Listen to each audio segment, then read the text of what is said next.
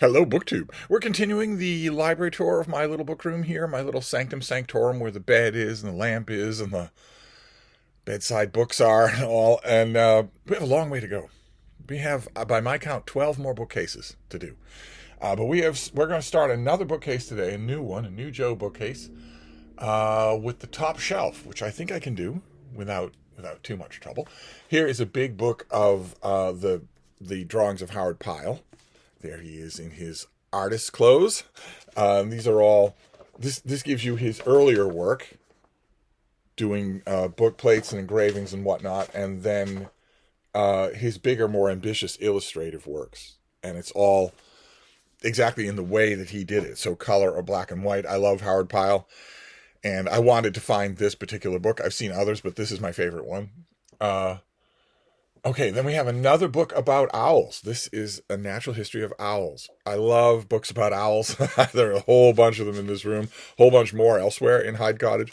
I just think they're fascinating. This is the usual thing. An owl is gulping down a mouse. This is just the usual thing. It gives you lots and lots of photos and also basic natural history. Nothing in a book like this that I won't already know, but I love them anyway. Actually, there are no Transwise books up here, so we don't need to throw those out there. We can just put them back on the shelf. Then we have this thing here. This is Landscape with Reptile by Thomas Palmer. This is his study of the only colony that we know of, the only extensive known reproducing colony of rattlesnakes in the east, in Blue Hills Reservation, right near to where I live. If you go to the highest point that you can reach from my front door, it's about 5 minutes away. If you climb your way up to that high point, you can see the Blue Hills Reservation on a clear day. And in Blue Hills Reservation, you can see the Prudential Tower and the towers of Boston on a clear day as well. So they're not that far away. And this author goes and studies rattlesnakes in broadly, but also what those animals are like. And I know you're probably squinting at the idea, but this is a great book. A perfect example of enthusiastic, knowledgeable natural history.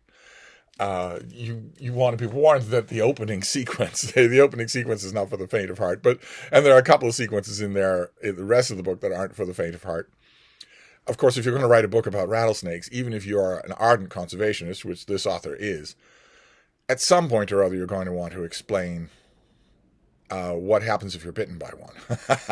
What happens if you're bitten by one? The rattlesnakes don't always inject venom when they bite. There's a significant portion of their bites that are venomless. It's still pretty unpleasant. But when they inject venom, then things get much, much more unpleasant. As I believe I'm probably the only person on BookTube who can attest. So you're going to have to prepare yourself for sections like that. But still. Then we have a hardcover of Robert Jordan's Eye of the World with the maps and the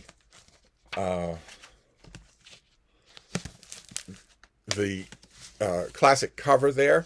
This hardcover this is not original, this is not first edition or anything.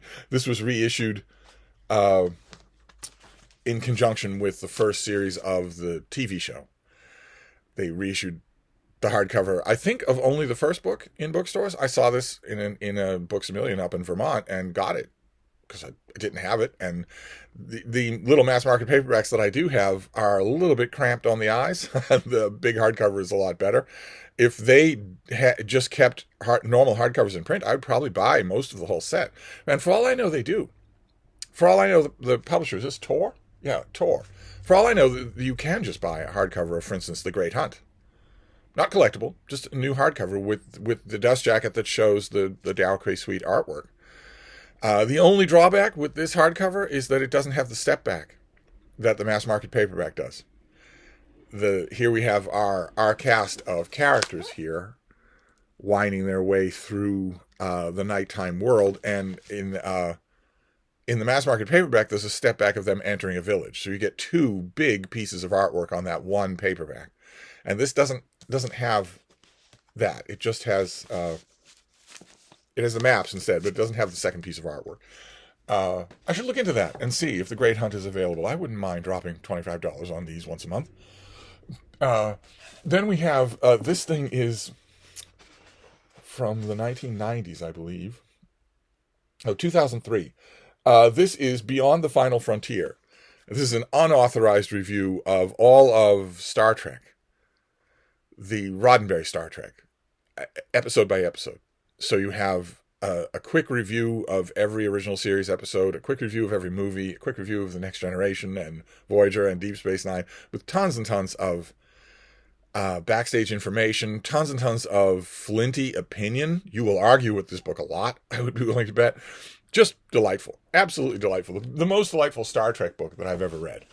All right. Okay, then we have a group of things. This is all one author. This is all David M. Carroll. He's a natural history writer, and he's really good, really poetic, and also a talented artist. I believe the artwork in his books is all his own. We have Following the Water. There is a turtle. We have Self-Portrait with Turtles. There's our author as a boy. And we have Swamp Walker's Journal, A Wetland Year, which is I think his best book. And all of these have illustrations throughout. So you have little bits and pieces taken from his notebook, quite literally taken from his notebook. But you also have smaller illustrations and larger illustrations all throughout. And these are throughout all of these books. Again, there's the head of a turtle. He has a thing for turtles. And there is another page from a notebook. These are infinitely revisitable. Natural history. They are just wonderful. So I make sure when I see him out in the wild, not him, but his books, I make sure to grab them. Then we have Marjorie Stoneman Douglas. This is her great book, Rivers of the Everglades, River of Grass. This is her book about the Everglades in a nice hardcover edition that I've had this in many, many different paperback editions.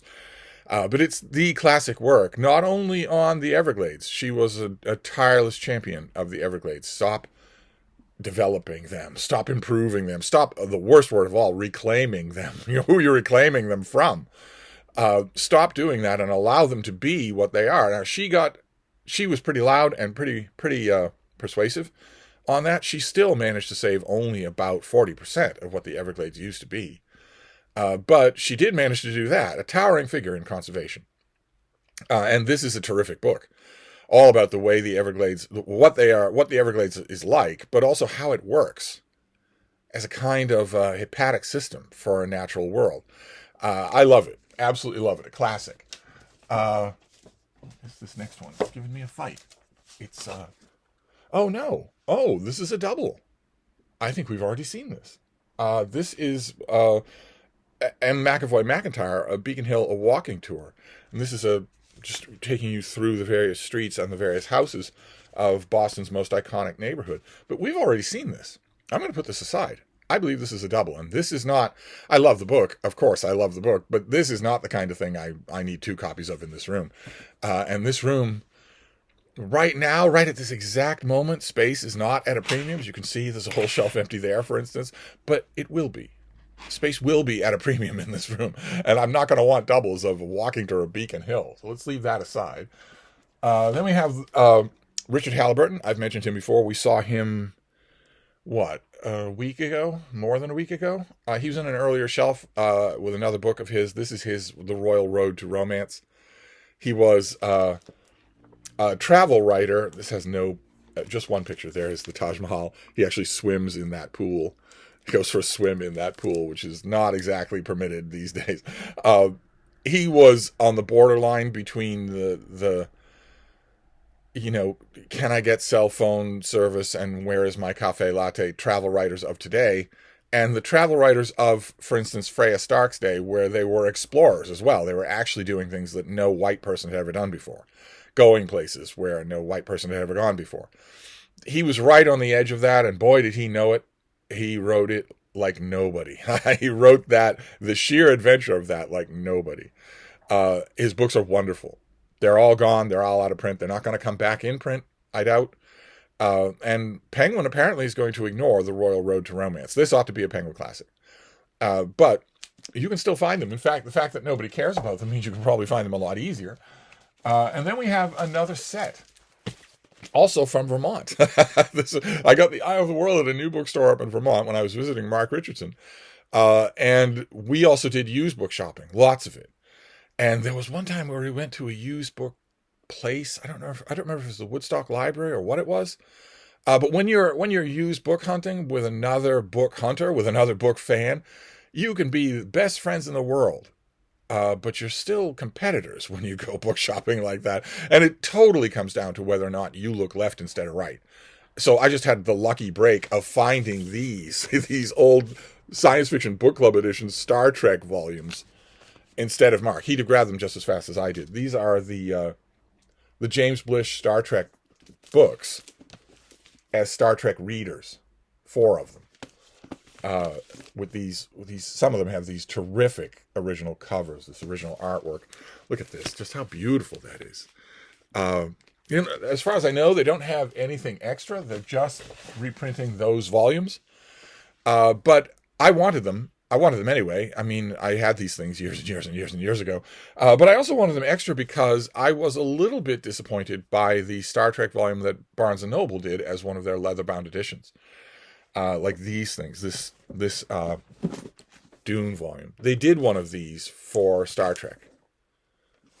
For those James Blish stories. And I don't know, I was very happy to see it. I wrote about it, but I wanted it to be bigger. I wanted it to be all the James Blish stories, and I also wanted it to be designed a little differently. And I didn't keep that volume. I didn't keep that hardcover leatherbound Barnes & Noble Star Trek volume. For all I know, it's intensely collectible now. I didn't keep it. Instead, I wanted these with that artwork that I know so well. So I found them. Very happy about that. So that's the top shelf here. Oh, right. Oh, I just noticed something. This Joe bookcase, these were made by a friend of mine, by a young friend of mine years ago, and he made them to my specification. This whole wall is these specified bookcases, and their specifications differed every time depending on what I felt like. Sometimes I wanted them very deep so that I could stack stuff. I shove the books in there and then stack stuff in front of them. Sometimes I wanted very tall so that I could fit oversized, art type books like this thing. And sometimes I wanted them exactly right, where I measured the exact size of a typical hardcover and the exact depth of a typical hardcover. And I said, that's what I want the shelves to be. And this bookcase that we're dealing with now, I just realized this bookcase that we're dealing with now is that. So there are no transwise bookcases. The books fit exactly on the shelves with maybe, a half an inch to spare. So great, that's going to make this easier. So we'll move on to the next shelf next time. I'll see you then. Thank you, BookTube.